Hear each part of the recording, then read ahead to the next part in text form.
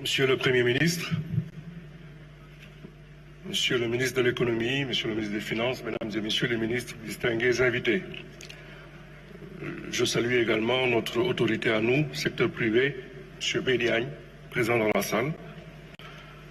Monsieur le Premier ministre, la branche professionnelle sectorielle du BTP, par ma voix, vous adresse ses félicitations pour la confection de cet ambitieux plan de redressement et de relance économique.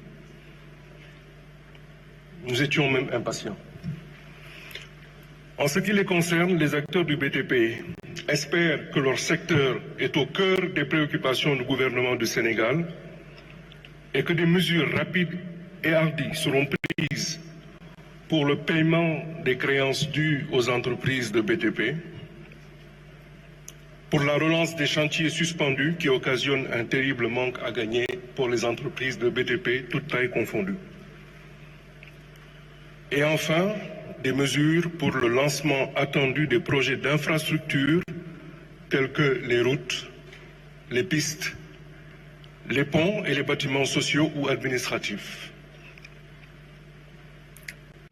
Toutefois, Monsieur le Premier ministre, notre branche professionnelle exprime sa vive préoccupation quant à l'option qui semble être prise de continuer à recourir au financement extérieur lié pour bâtir les infrastructures et les nombreux logements dont notre pays a grand besoin. Cela pourrait signifier qu'à nouveau, de nombreuses entreprises étrangères seront cordialement conviées à construire les routes, les ponts, les bâtiments administratifs et les logements sociaux, alors que l'expertise sénégalaise n'est plus à démontrer. Ma question donc, Monsieur le Premier ministre, est de savoir quelles sont les mesures que votre gouvernement compte prendre afin que, d'une part, le recours aux entreprises étrangères dans le cadre de financements extérieurs liés n'écarte pas de facto nos entreprises de BTP. D'autre part, la commande publique, qu'elle soit à nouveau dimensionnée pour permettre à nos majors et à nos PME de compétir à armes égales avec les firmes de BTP étrangères, mais aussi de lever des financements et de bâtir nos infrastructures dans le cadre de partenariats public-privé. Je vous remercie.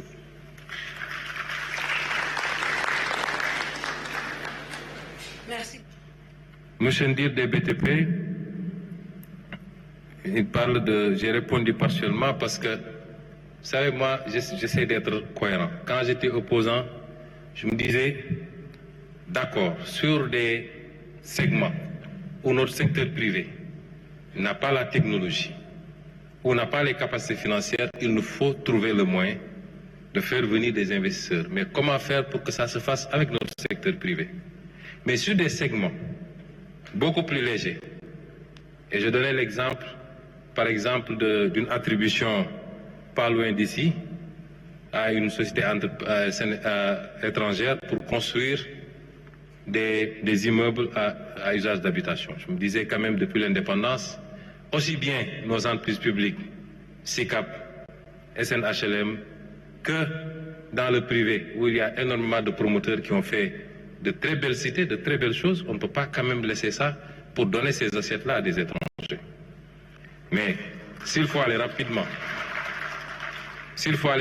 par exemple dans le logement social, certainement, il faudra trouver le moyen de faire des PPP. Mais le plus important, c'est que l'État sera là pour accompagner le secteur privé. Quand j'étais en Chine, il y avait le secteur privé sénégalais qui était là-bas. Beaucoup de conventions ont été signées sous forme de partenariat privé-privé, de joint venture. Et nous serons là pour vous accompagner, y compris pour le recyclage des actifs également. C'est important. Notre préférence, c'est le secteur privé national. Si on doit recycler un actif portuaire ou aéroportuaire, etc., la préférence, c'est le secteur privé national. Il faut qu'on commence à y travailler. Si vous n'avez pas les capacités, que vous puissiez, y compris même dans le secteur financier privé, que je n'ai pas voulu développer dans ces slides-là. Je m'en arrête à ça, parce que comme disait l'autre,